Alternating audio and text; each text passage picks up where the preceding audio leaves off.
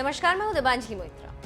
गलवान विवाद के बाद भारत से हारा चीन काफी परेशान और उसी परेशानी में चीन एलएसी पर कई जगहों पर युद्ध जैसे हालात बना रहा है। चीन का भोपू ग्लोबल टाइम्स रोज युद्ध अभ्यास की तस्वीरें और वीडियो शेयर कर भारत को धमकी दे रहा है और कह रहा है कि भारत पीछे हट जाए और अपनी जमीन छोड़ दे, नहीं तो इसका परिणाम बुरा होगा। वहीं राजनीतिक मामलों के विशेषज्ञ और रणनीतिक मामलों के जानकार कह रहे हैं कि चीन 1962 की तरह हरकत कर रहा है और उस पर विश्वास नहीं किया जा सकता। अगर भारत ने विश्वास किया तो एक बार फिर 62 की तरह हार होगी और शर्मिंदा होना पड़ेगा। इसी बीच चीनी सेना को जवाब बेधड़क तरीके से दे रही। चीन दुनिया में अपनी बनी दबंग छवि को गंवाते हुए देख रहा है, इसीलिए अब चीन भारत को सबक सिखाने की पूरी तैयारी कर रहा है। इधर भारत भी चीन को मुंहतोड़ जवाब देने के लिए तैयार है। क्या चीन 1962 दोहराना चाहता है? क्या चीन 1962 जैसा माहौल बना रहा है? क्या चीन भारत से युद्ध करेगा? चीन आखिर भारत को युद्ध के लिए ललकार रहा है। चीन अपनी ग्लोबल शक्ति गिरने से नाराज है। नाराज चीन भारत पर खींच निकालना चाहता है। हम ऐसा क्यों कह रहे हैं, आप इसे समझिए। चीन अपना प्रोपेगेंडा वीडियो चलाकर भारत और विश्व को बताना चाहता है कि दुनिया हमसे डरे। कहने के तो 10 राउंड की बातचीत दौलत बेग ओल्डी के चुशूल में ही कर रहा है। इसके साथ ही साथ वो लद्दाख में अपने सैनिकों की संख्या बढ़ा रहा है और उसके साथ ही युद्धक टैंक और खतरनाक मिसाइल भी तैनात कर रहा है। क्या आप जानते हैं क्यों? क्योंकि चीन 1962 की तरह ही 2020 में भी युद्ध करना चाहता है।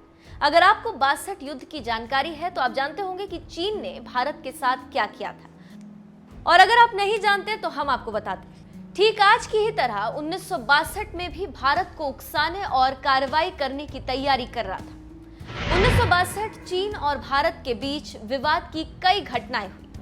10 जुलाई 1962 को चीनी सैनिकों ने भारतीय पोस्ट को घेर लिया और गोरखा सैनिकों को लाउडस्पीकर से ऐलान करते हुए कहा, गोरखा को भारत की तरफ से नहीं लड़ना चाहिए। इस तरह के और भी उकसावे वाली कार्रवाई उस दौरान चीनी सैनिकों ने अपने नेतृत्व के कहने पर किया। अब आप उस घटना को छोड़िए, 2020 में आ जाइए। इस वक्त चीन क्या कर रहा है? मई में गलवान में घुसपैठ की कोशिश की और इस खूनी संघर्ष में भारत के 20 सैनिक शहीद हुए और चीन के 40 सैनिकों की मौत हुई।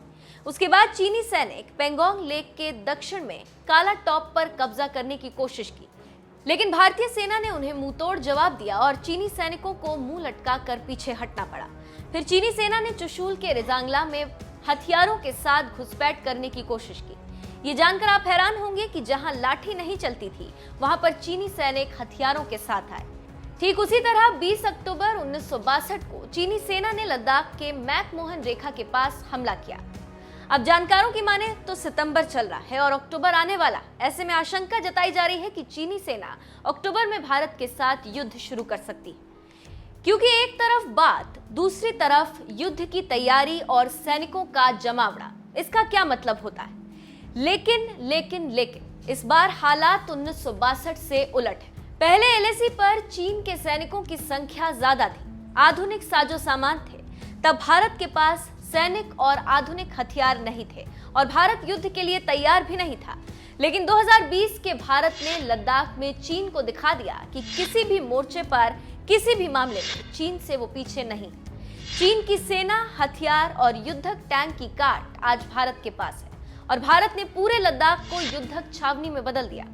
हालात भले ही 1962 जैसे हो, लेकिन इस वक्त भारत का दम देखकर चीनी राष्ट्रपति शी जिनपिंग का दम फूल रहा है, क्योंकि अगर आए तो भारतीय सैनिक वो हाल करेंगे कि वो सोच भी नहीं सकते।